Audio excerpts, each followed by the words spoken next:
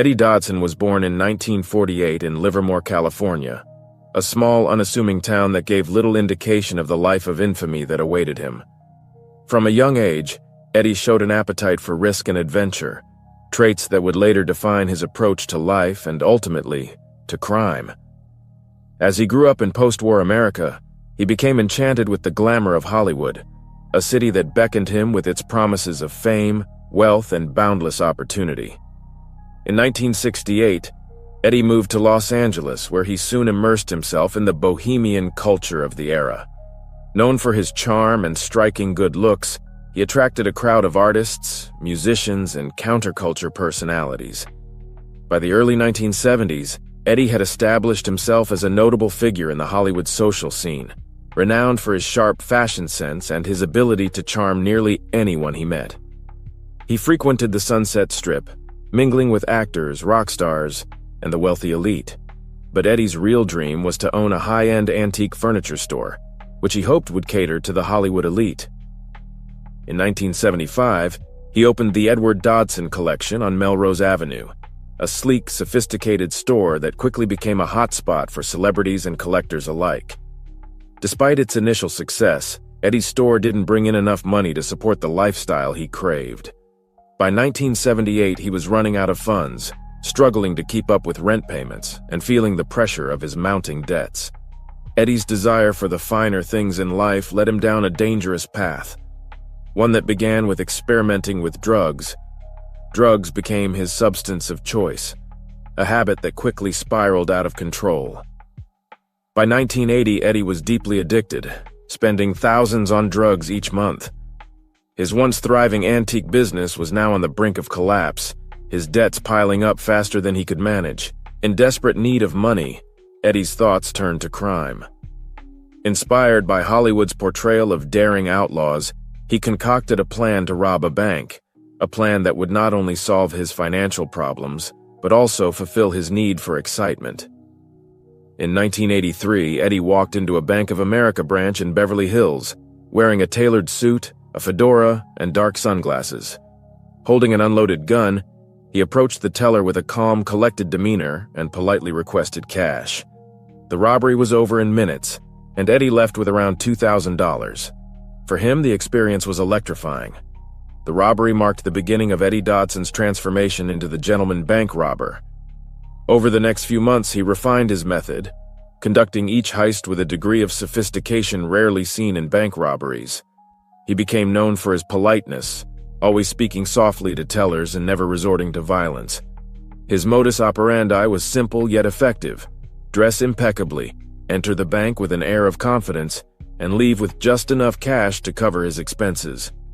Between 1983 and 1984, Eddie robbed dozens of banks across Los Angeles, sometimes hitting multiple branches in a single day. Eddie's heists soon caught the attention of the FBI. His careful approach made him difficult to track, and his reputation as a gentleman added an unusual twist to his criminal profile. By 1984, Eddie had robbed over 50 banks, amassing hundreds of thousands of dollars. But unlike many criminals, Eddie didn't keep the money for himself. He became a modern-day Robin Hood, sharing his loot with friends and acquaintances who were struggling financially, giving away portions of his earnings to those in need.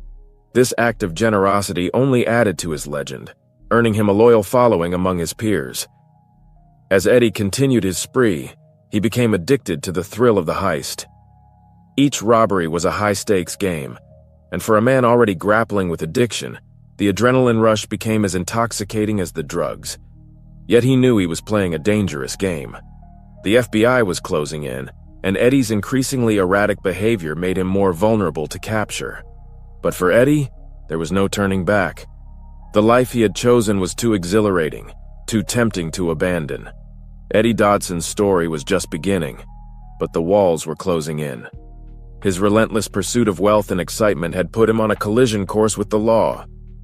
Little did he know his next heist would be his most daring yet, one that would push him to the edge and solidify his place in criminal folklore. By early 1984, Eddie Dodson was a local legend with an unlikely fan base, from Hollywood insiders to everyday Angelenos who followed his story in the papers. He was the gentleman bank robber, a nickname earned not just for his sharp suits and courteous manners, but for his sheer audacity. Eddie had already pulled off over 50 bank heists across Los Angeles, and he'd done so with such finesse that he seemed more like a charming movie character than a hardened criminal. His reputation grew not just from his crime spree, but from the ease with which he seemed to pull it off. Dodson's addiction to heisting, however, was quickly catching up with him. He was spending upwards of $1,500 a day on drugs, a habit that compounded his need to keep robbing banks. Friends described him as a man on the edge, his once suave demeanor beginning to crack under the strain of addiction and the constant need for cash. By now, he wasn't just robbing banks to fund his lifestyle, but to feed a dangerous dependency on adrenaline. As his robberies continued, Eddie began to vary his tactics, likely to stay ahead of law enforcement.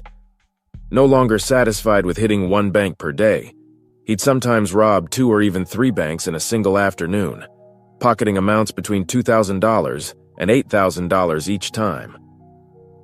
February 1984 saw one of his busiest days.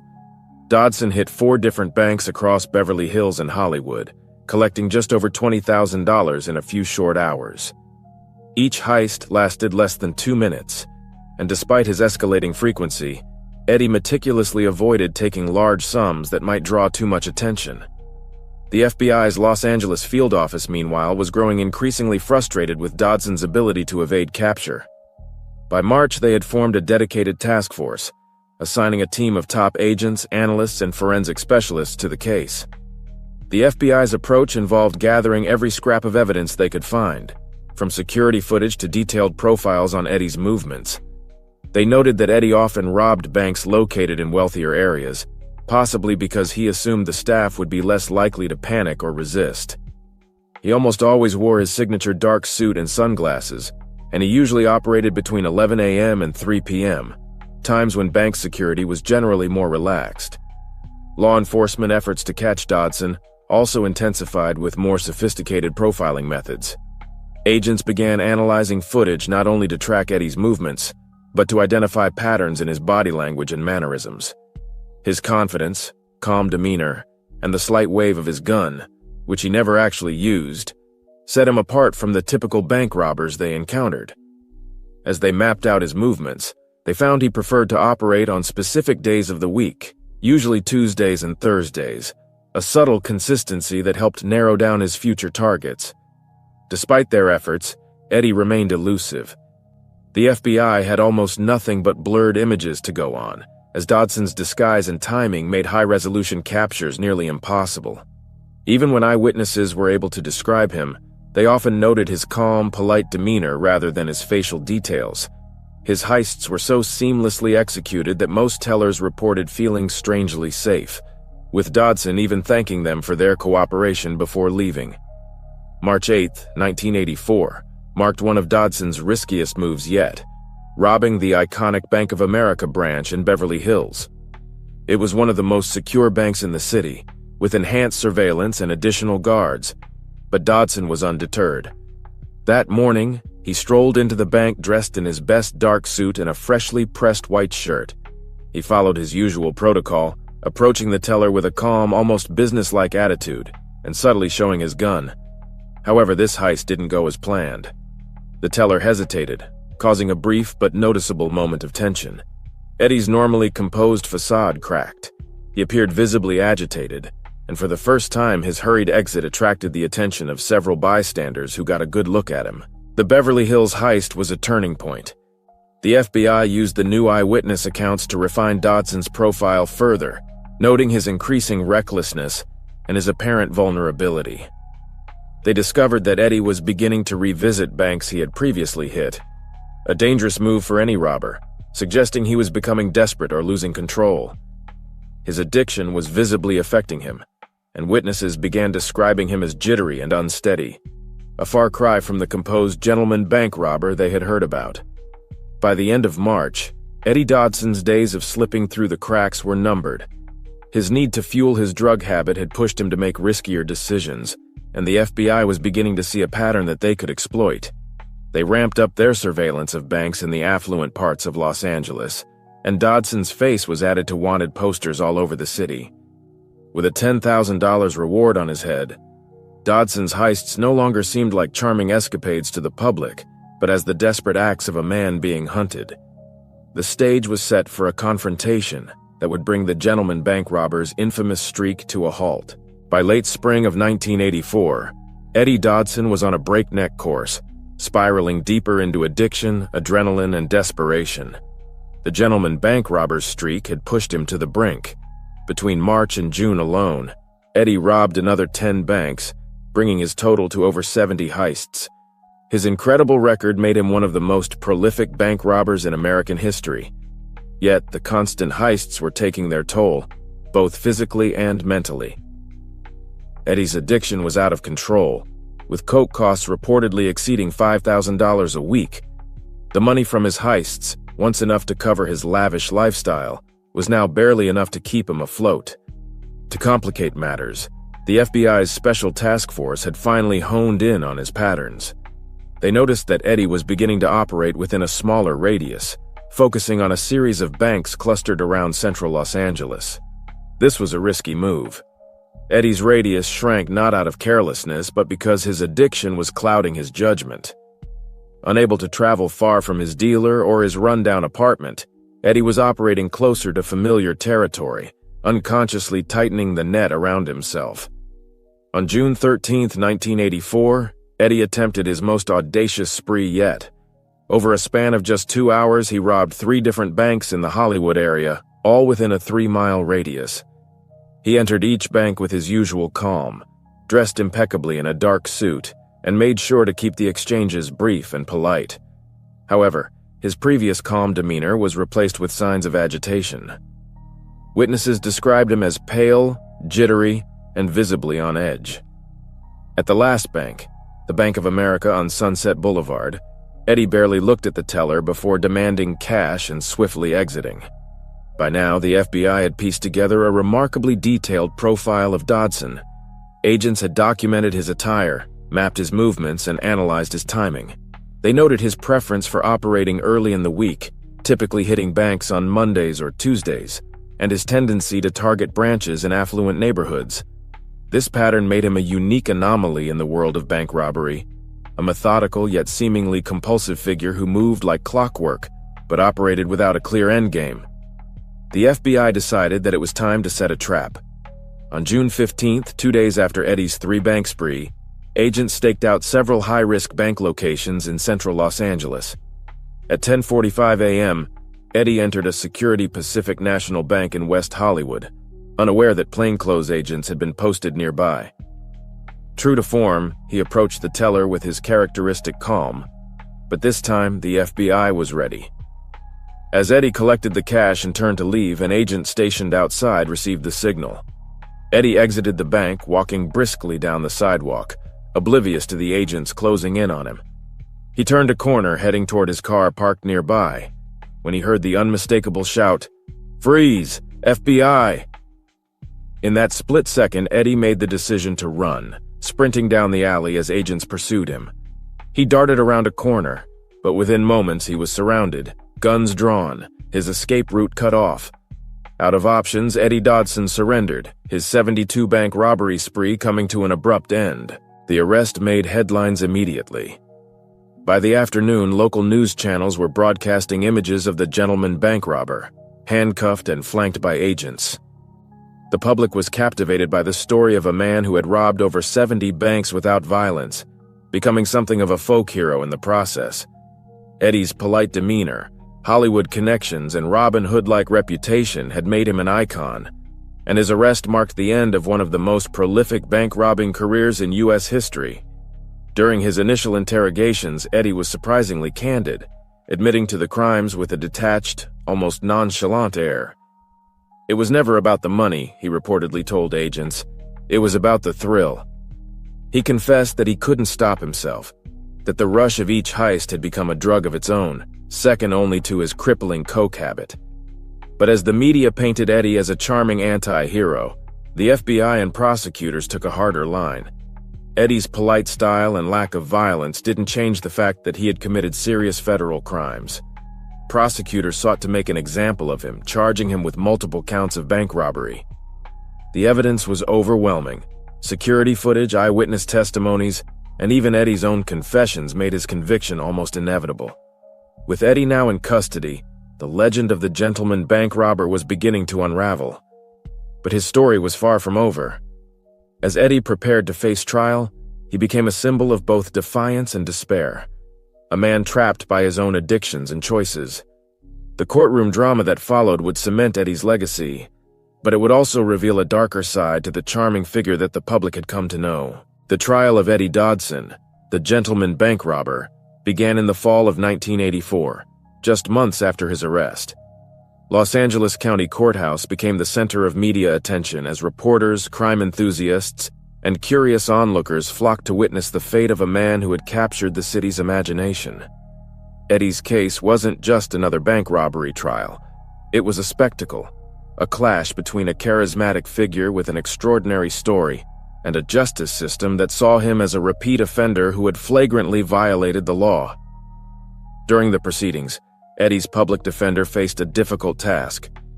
The sheer volume of evidence against him, surveillance footage from dozens of banks, witness testimonies, and Eddie's own confessions, left little room for a traditional defense. Instead, his lawyer painted Eddie as a man driven to desperation by addiction and financial ruin. She described Eddie's descent from a promising entrepreneur in the antiques business to a man ensnared by drug dependency, a need for constant adrenaline, and an unsustainable lifestyle. Her argument was simple.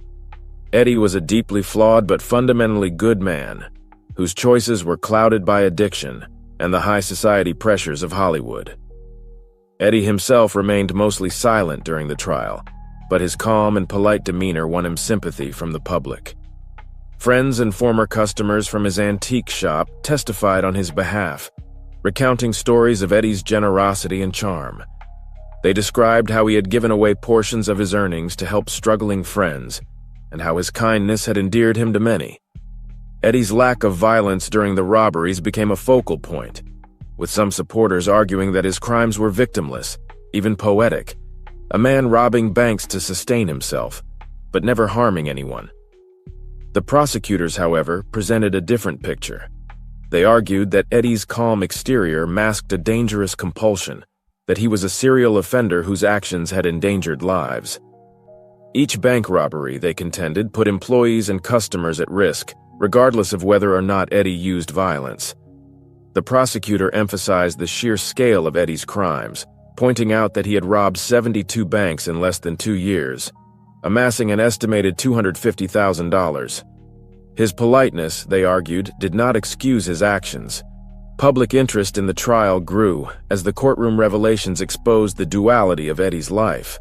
On one hand, he was a man who had lived among Hollywood's elite, attending glamorous parties and befriending celebrities. On the other, he was a figure of tragedy, consumed by a need for drugs and adrenaline that had ultimately led him to the edge. Some likened him to a modern-day Robin Hood, while others saw him as a cautionary tale about the consequences of unchecked excess and addiction. Finally, after weeks of deliberation, the jury returned with its verdict, guilty on multiple counts of bank robbery. The sentence was severe. Eddie Dodson was sentenced to 15 years in federal prison, a term that reflected both the scale of his crimes and the public need for a deterrent. Despite his charm and the sympathy he had garnered, the court made it clear that Eddie would not escape the consequences of his actions. For Eddie, the sentence marked the end of an era. His transformation from an antique store owner to an infamous bank robber had captured the public's imagination, but now he faced a future behind bars. In prison, Eddie struggled to adapt. He missed the freedom, the thrill, and the chaos of his former life. Yet, in some ways, his time in prison also brought a sense of relief. Removed from the temptations of Hollywood and his addiction to drugs, Eddie was forced to confront the reality of his choices. The gentleman bank robber had become a legend, but at a staggering personal cost. Eddie's story would live on in Los Angeles folklore, a symbol of the allure and pitfalls of the Hollywood lifestyle.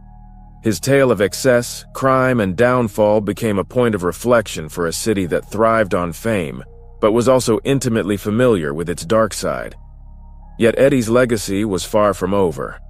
The cultural impact of his story resonated long after the trial, as Hollywood itself began to explore his life and the myth of the gentleman outlaw. Dodson's blend of politeness and defiance blurred the lines between villain and hero, challenging society's views on crime, celebrity, and the sometimes ambiguous line between glamour and tragedy. As Eddie Dodson sat behind bars, the world outside continued to be fascinated by his story, setting the stage for an unexpected turn in his life that no one could have foreseen. When Eddie Dodson entered Terminal Island Federal Correctional Institution in San Pedro, California, in the fall of 1984, his life as the gentleman bank robber came to a grinding halt. Gone were the tailored suits, the adrenaline-filled heists, and the Hollywood parties. Now he was inmate #234567, beginning a 15-year sentence in a prison that held everyone from drug traffickers to political radicals. For Dodson, whose life had revolved around charm, appearances, and the thrill of the heist, prison was an unwelcome but stark reality check. Inside Terminal Island, Eddie's reputation preceded him. Inmates were fascinated by his story. A man who had managed to rob an astonishing 72 banks over the course of 16 months without ever using violence. His polite demeanor and distinctive, almost cinematic style of robbery fascinated fellow inmates, and they dubbed him the Gentleman.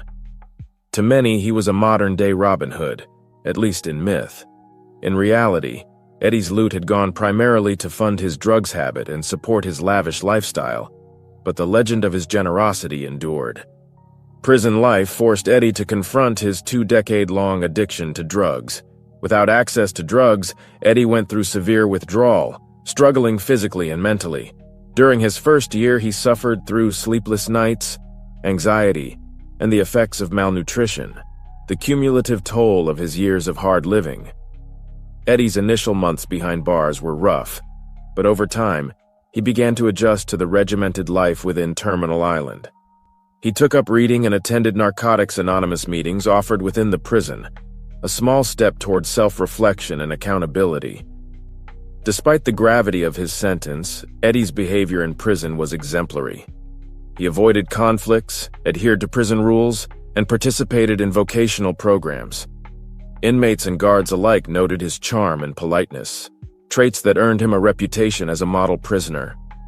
During this time, Eddie also received occasional letters from friends in Los Angeles, including former customers of his antique shop. Some sent him books, while others recounted stories of his old life on Melrose Avenue, offering him a bittersweet connection to his past. By the late 1980s, attitudes toward non-violent offenders were shifting. In 1987, amid a national conversation on prison overcrowding and the treatment of non-violent criminals, Dodson became eligible for parole. The decision to grant him parole came after he had served about 5 years, a fraction of his original sentence. On a cold morning in February 1989, Eddie walked out of Terminal Island, free for the first time since his arrest in 1984.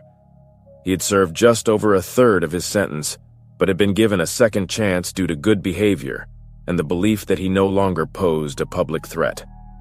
Returning to Los Angeles after his release, Eddie found himself in a vastly different world.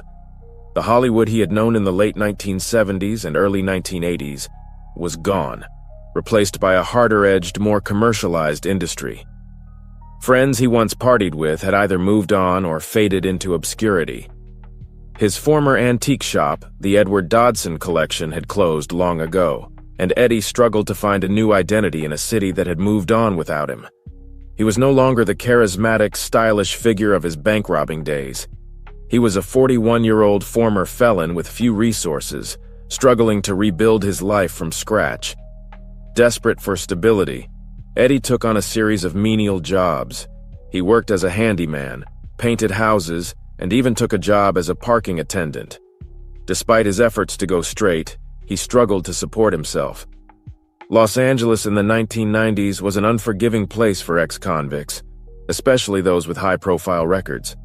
His celebrity status as the gentleman bank robber made him both a point of fascination and an outcast.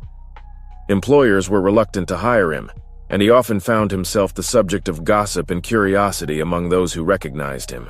The financial strain wore on Eddie, and his sobriety began to falter.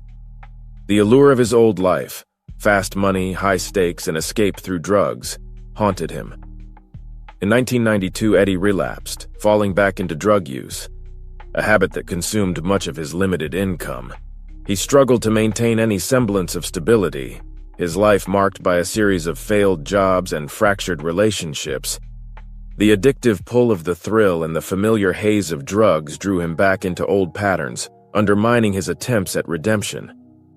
In 1997, Dodson's addiction landed him back in trouble. He was arrested for a parole violation after a minor incident related to drug possession. This time, the media seized upon his story with renewed interest, branding him a repeat offender. His rearrest put him back behind bars, a stark reminder of how easily his life could unravel. Although his time in custody was brief, it reinforced the challenges he faced as a man haunted by his past. By the late 1990s, Eddie's health had begun to deteriorate. Decades of drug abuse had weakened his immune system, and he was diagnosed with hepatitis C, a condition that at the time was both difficult to treat and expensive to manage. With no significant income and few friends left in Los Angeles, Eddie's condition worsened.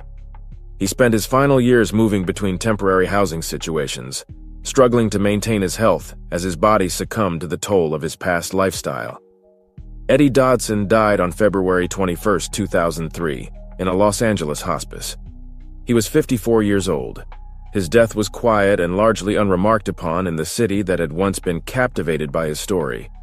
However, the legend of Eddie Dodson, the gentleman bank robber, would continue to resonate long after his passing.